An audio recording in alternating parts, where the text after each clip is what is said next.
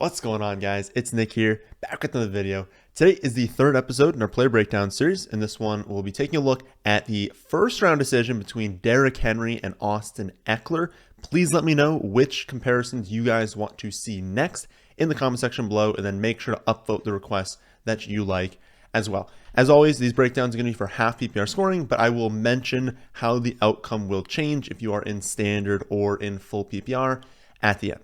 So, without further ado, let's get into it.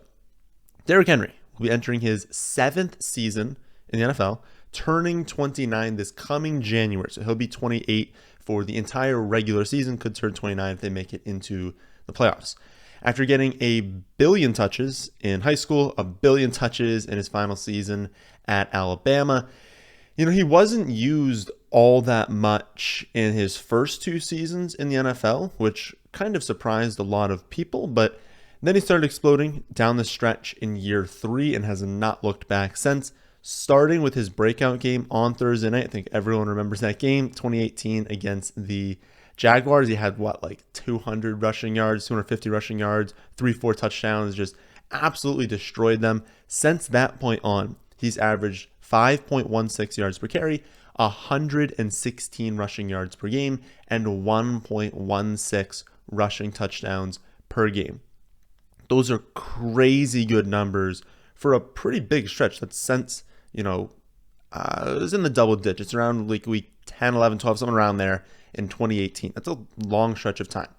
Over that 43 game stretch, he's gone over 200 rushing yards 5 times while scoring multiple touchdowns 15 times.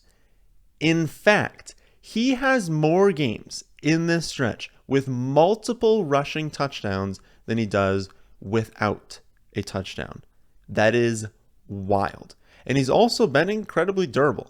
Despite what we saw last season and what that injury might make you think in your mind, even while handling over 24 touches per game, he showed up on the injury report 1 time in 2018, just twice in 2019, 0 times showing up in the injury report in 2020, and of course suffers the 1 injury last season with the fractured foot, and then he's able to return in the postseason. He's been incredibly durable, and that's incredibly impressive, especially given how many touches he's been handling. All told, if you look at points per game and half PPR scoring, he's been the running back 4, 4, and 1 as the full-time starter these last 3 seasons.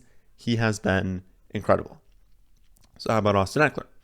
Ekeler will be entering his 6th season in the NFL and is just 1 year younger than Derrick Henry, having turned 27 a little over a week ago. Ekeler might not have had, the same prospect profile. He was not as highly rated of a prospect coming out of college, but since the Chargers have given him a consistent workload, he has also been incredible. Over the last 3 seasons, Ekeler has played in 42 games, posting an average stat line of 48 rushing yards, so, a lot fewer than Derrick Henry, but 5.1 receptions and 49 more receiving yards per game with 0.79 touchdowns per game. So again, not nearly the same threat that Derrick Henry is on the ground, but that receiving game workload is really, really valuable. In half PPR scoring, 5.1 receptions for 49 yards is equivalent to another 74.5 rushing yards.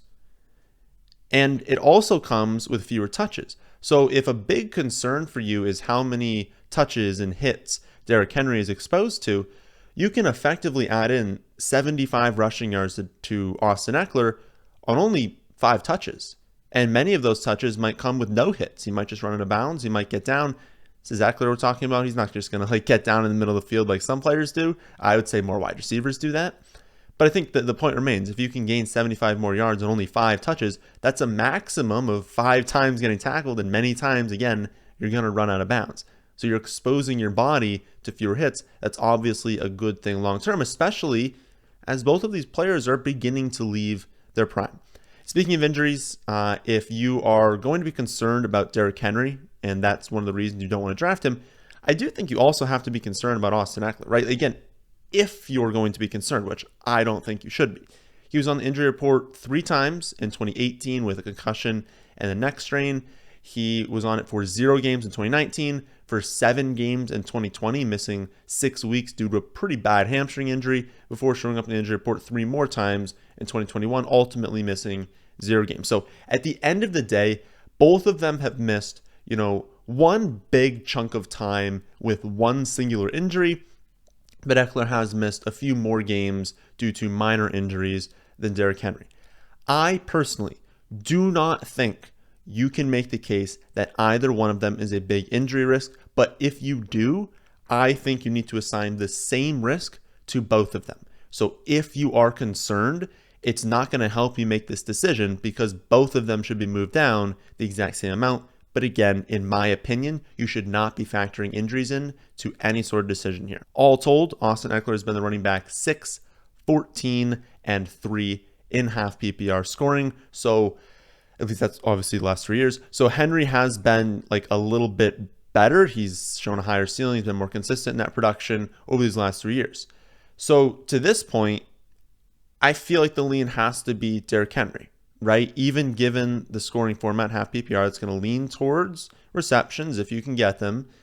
Henry's still been significantly better in 3 straight years, and neither of them gets a lean in injury. So I think the lean has to be Derrick Henry right now.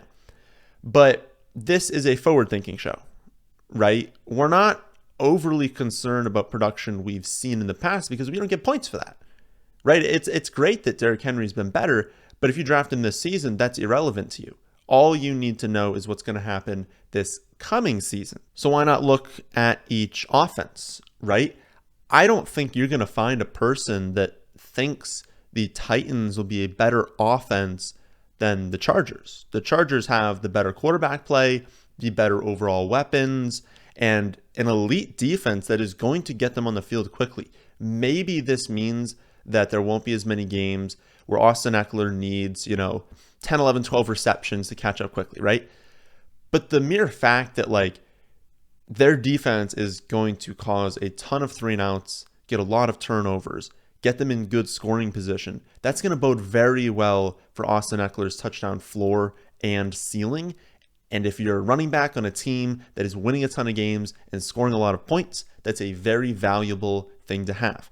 I have the Chargers projected to score the 2nd most touchdowns this season behind the Buffalo Bills, and I feel really good about that. I love this offense, and I want pieces of this offense, right? The Titans, on the other hand, they're on the downtrend, right? A.J. Brown was traded away. He's been replaced by a rookie in Treylon Burks, a 30-year-old wide receiver coming off a torn ACL, and Robert Woods.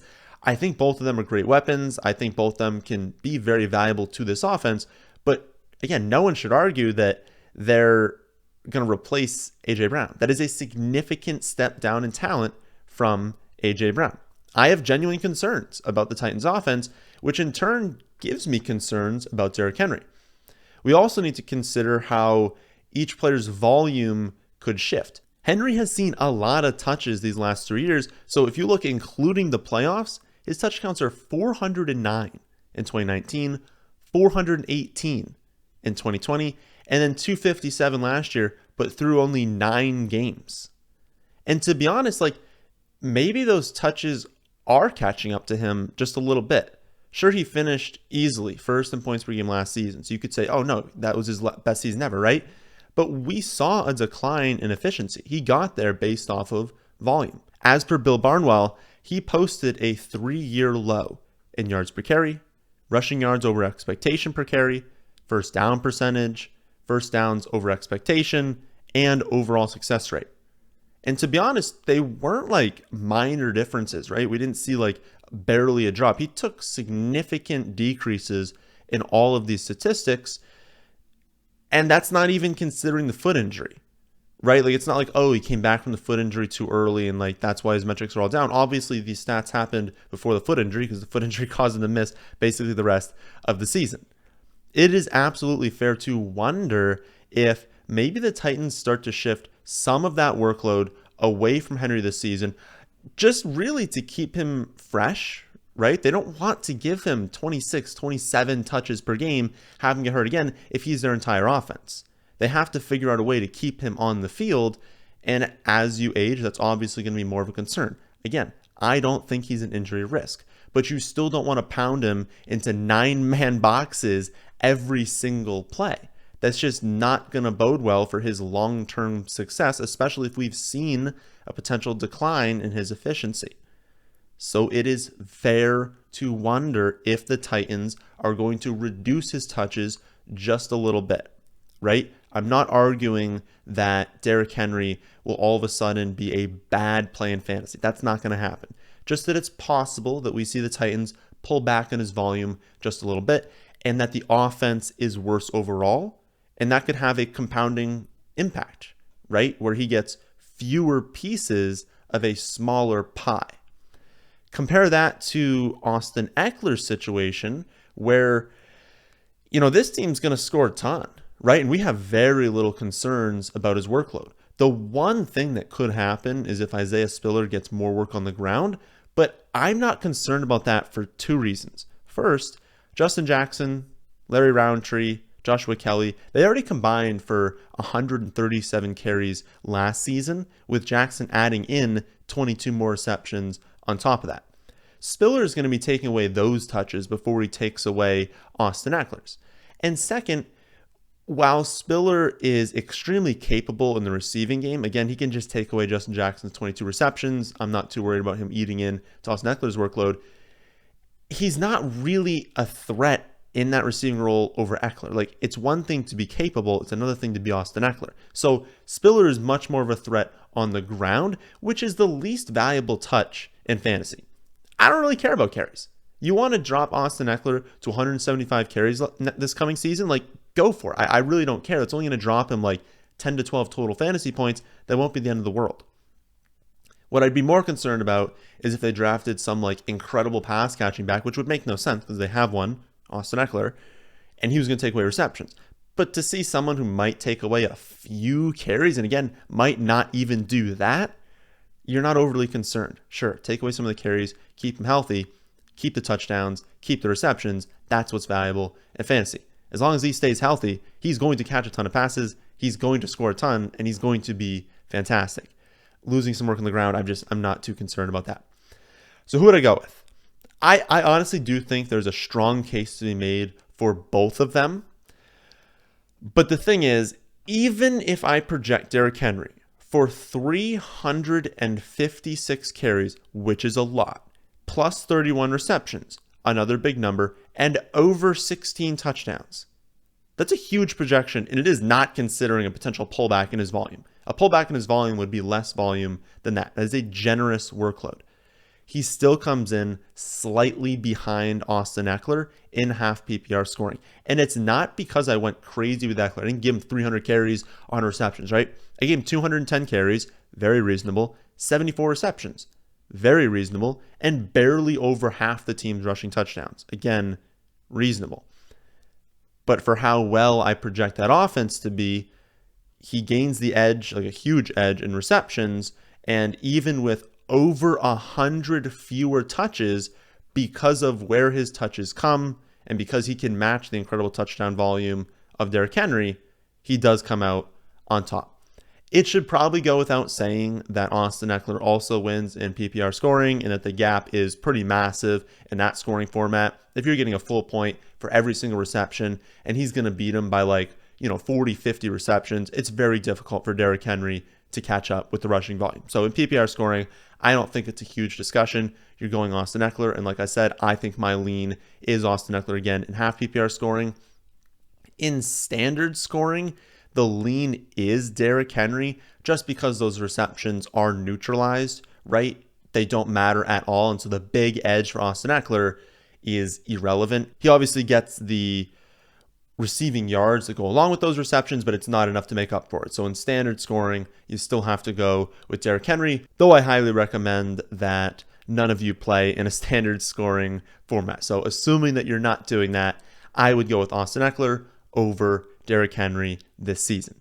So that'll do it for this week's player breakdown. Again, please let me know which players you want to see next week. Go in the comment section. Tell me who you want to see. Upvote the responses that you agree with. I'll be back tomorrow with must-own wide receivers. Saturday with a breakdown of the latest ADP changes and news of this last week. But that, my friends, is the end of this one. Hope you all did enjoy. If you did, how about hitting a like button, and how about subscribing to the channel if you're new here? Thanks for watching.